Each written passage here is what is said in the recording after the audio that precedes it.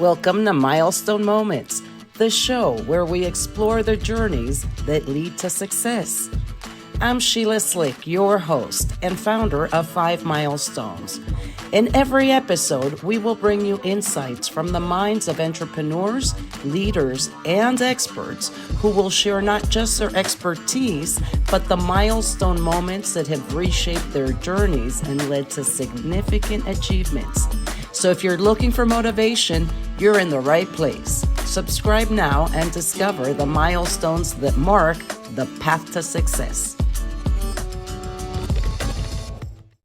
Welcome to another episode of Milestone Moments in Business and Leadership.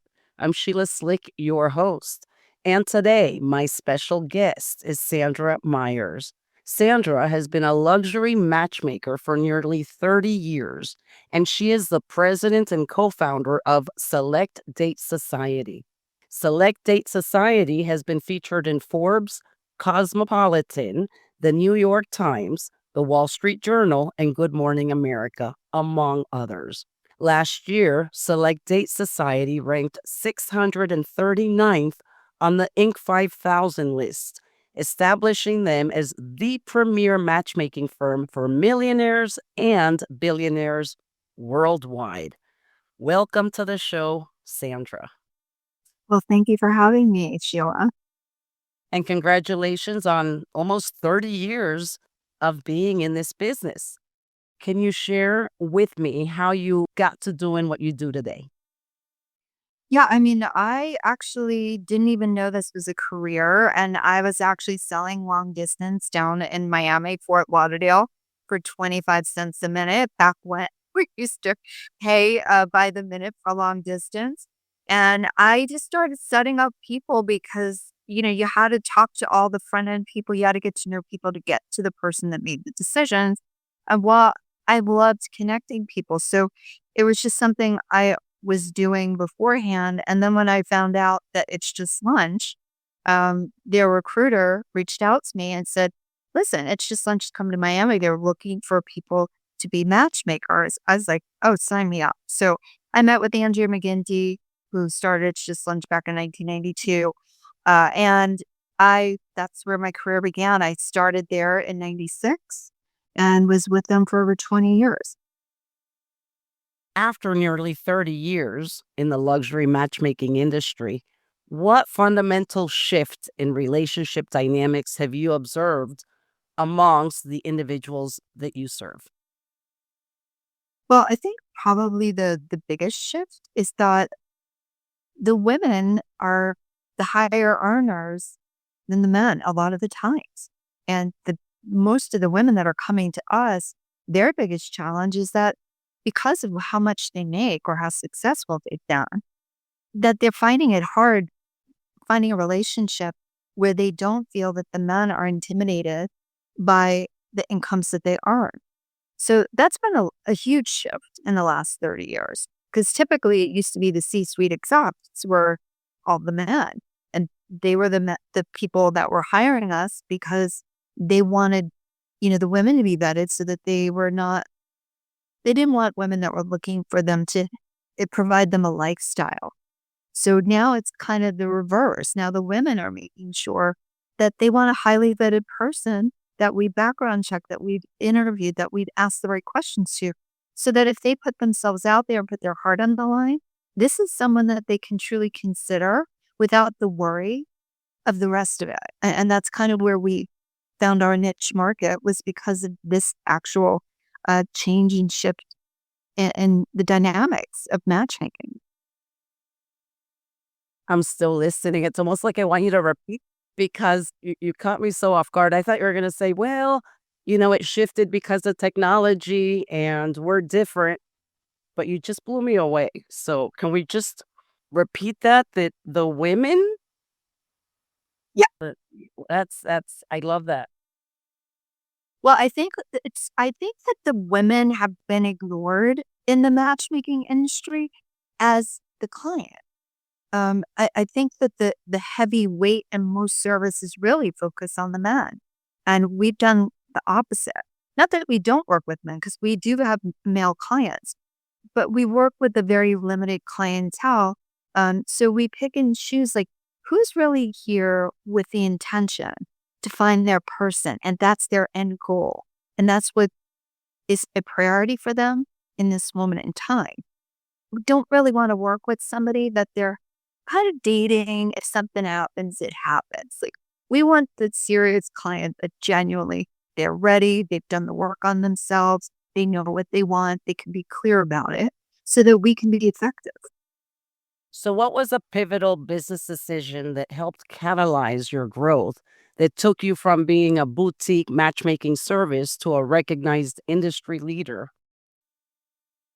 I think it's when you and this is gonna sound so mundane, but I think when we took the money off the table and stopped worrying about the money, and Amber and I decided, you know, we're gonna run this firm with that set aside. If we could do this and didn't have to worry about the money, how would we run the firm and how would we best serve the client and how would we get the results as quickly as possible if we didn't if we took that piece out of the equation? And that's exactly what we did. And we went from trying to get hundreds of clients, not a year, but like working with hundreds of people and expanding our team and growing and, the typical growth of a company. You start and you grow and you expand and you franchise. And we did the opposite. We went from being bigger to smaller to smaller to smallest. And that's where we stand right now. And honestly, it's the most rewarding work of my 30-year career because you know these people, they're like family to you. And you get the results because you know them so well that the matchmaking piece actually becomes easier. So, perhaps your market, not your market, but the people you serve is smaller, you cater to millionaires and to billionaires. And so with that in mind, you could probably tell us some of the things that you do differently than just perhaps someone that's wanting to swipe through an app. I'm not very familiar with the apps about this, right?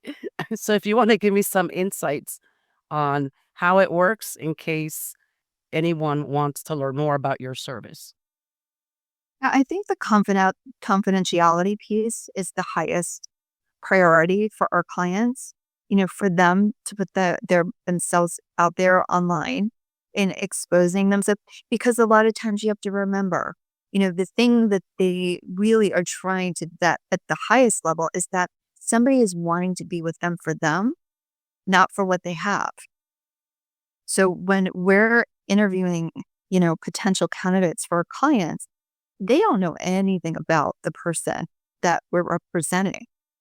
So we're interviewing them for what they want. And if it matches our client, great. If it doesn't, we move on. So rather than dangling the carrot, which most services, that's usually the way you do it to entice the person to meet your client. Well, I've got this beautiful woman and da da da da, and you go on and on. We don't do that. We just say we're working with somebody. We want to see if you're a fit. So we'd love to interview you and find out what you want, which actually has worked really well for us because then we're dealing with true, honest information. And we know nothing's being angled to what has been told to them. Because if I tell you, oh, this guy, he's amazing and he's great and he's got 2 houses and you know what, he loves skiing, he loves this. And then when I interview you back, you're going to be like, oh, I love skiing. Oh, I love this. And then you go out on the date and the guy asks you, so you're a what level skier are you? Oh, I don't know. I mean, I've never been. I would go. It's that kind of thing. We don't want our clients to have to we want them to meet people that are actually great for them, that the only thing left to hit is the chemistry. So we're going to go out all the first dates. We're going to do all the stuff that our clients don't want to do. So we protect their hearts. And then they go out on the date that we found for them. We may have interviewed 10 to 15 people before we bring one to the table. And that's the beauty of this is just putting them in a position to win because their heart in their pocket is protected. So, do you serve just South Florida or do you serve nationwide, worldwide? we're worldwide, but, our big markets, are California and New York, Florida. We have clients in Canada, Australia. So it's not we can recruit for anybody anywhere. It's not where you are, it's not who you are, it's not how much money you have. It's, are we able to facilitate what you're asking us for? And are we able to do it with absolute confidence? When that all comes together, then we'll offer a membership. But if we don't feel good about it, honestly, we do refer potential clients to other matchmakers. If I know somebody really just wants a Hasidic Jew, and well, we may not be as well equipped as somebody that just works with Jewish clients. Or on another front, if somebody is looking for, a very sports minded person, and we know, like, oh, we know a matchmaker in your neck of the woods that's local, because they're not looking for somebody all over the country. They want somebody specifically in Boston or specifically in Texas. So we try to be mindful of, like, are we the best ones to do this? And if not, we're going to pass it along to the matchmakers who are.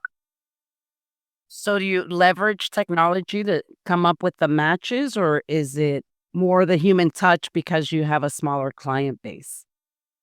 Yeah, so that's a really good question. And I love technology. I'm the first one to be on it. I just went to an AI conference here locally because I just find it fascinating. But in the same token, I use technology where I feel it's helpful. You cannot put people to paper. Somebody on paper could sound amazing. And I'm sure you've heard stories, or even yourself, somebody's told you about somebody and you're like, oh my God, this is going to be a great date, right? Then you go on the date and you're like, wow, this is not fun. He's not as interesting as I thought. I created this idea of him in my head. And yet when we're in front of each other, it's landing really flat. So when it comes to what we do, instincts and experience are our best guide. And that's what we go off of. So when we're telling a client why we're going to move forward with the date, it's not going to be because, oh, they ski and they do this and they do that. It's going to be, well, when we met with him, this is what he said. And it was so on target with what we were talking about. So we're going to really delve into the qualities that most people don't think about, which are the things that bond us the most. And that no computer, no algorithm is going to be able to do that. Perhaps there's someone out there in the audience today that is divorced or looking, for their next person. What advice would you give to them? Well, I think you have to actively be doing something to get good at it. So my advice is, like, put your toe in the water. Let your friends know that you're single and that you're ready to meet people. When you meet people out, let them know you're single. I think stating it, and I'm a firm believer of what you speak is what becomes your existence. And I manifest things all the time, and I'm not a woo type person at all, but I've just seen it work. What you speak is what comes to you. So you want to do that, and you know what? I don't think that going on apps and everything is a bad thing. If you can, like, do your due diligence and try to get as much information about the person on the front end, look them up, look at their social media, try to get a good feeling of who you're meeting, and then maybe meet them doing something that you have in common. So rather than going out on a typical date that could be really awkward for somebody just getting back into dating, like, if you both like golf, go golf. Do a half a course. I don't know. I think that's 18 holes or 9 holes. I don't even know. I'm not a golfer. Or go play pickleball or tennis, or just do an activity where you can, like, go grab, like, a drink afterwards or something if it's going well. And if it's not, you can kind of disengage without being, feeling inappropriate. So I do have another question for you. With your boutique or your firm, do you also provide background checks? Because I'm assuming that if someone just goes online or uses just maybe an app, I don't know where the background check, like how that works. You're supposed to, stranger danger, so to speak. That's what you teach for There's swimmer. Like, does using a service like your firm make it safer for a person rather than just randomly swiping? Yeah, I mean, we do our due diligence, we do run background checks, we do we're checking their social media, we're looking at all what's on my husband's a private investigator. There's a lot of things that you can find out about people that are actually in the public domain, but it takes a little energy and time and effort. But yeah, of course. And you have to realize that most of the people that we're connecting our clients to are working for companies that we can see their background, we can check their history, and we'll know if they have had any criminal backgrounds or liens or it shows us all that. It's a public data check. So yeah, knock on wood, we haven't had an issue at all. But again, most people that are looking to deceive, they're usually not going to want to work with us. Well, especially with your husband being a private investigator, you have like double. That's wonderful. Well, where can my audience find you online? So they can go to selectdatesociety.com, and that's the easiest way to find us. Or we have a Facebook page. We're on LinkedIn. We're on, all the social media, and you can reach out to us. There's an inquiry form online. And even if you just want to talk to us or want to just be a member in our network to be considered for a match, you can go in and go to the inquiry form, put your information in, and just make us aware that you're not looking for representation. You're just looking to be, in our network. Wonderful. So, what is your next step, Sandra? Or your next milestone, not your next step, your next milestone? Yeah, my next milestone is to get my book done.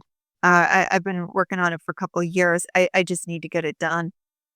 It's one of those things that you know it so well that it's not as interesting to you as it would be to somebody else. But I know that it really would help a lot of people, especially people that haven't dated in a long time.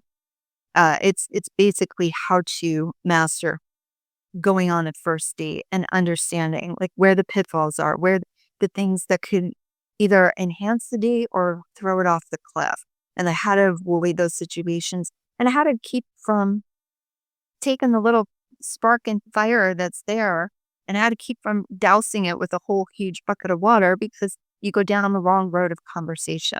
So it's just a really quick guide of how to do it well so that you can confidently walk into a first date, whether you've been dating for 10 years or you're just getting back out there. Well, I look forward to having you back once you're ready to launch your book.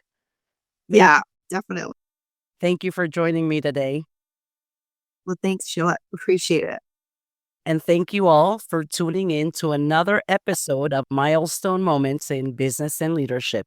Until next time.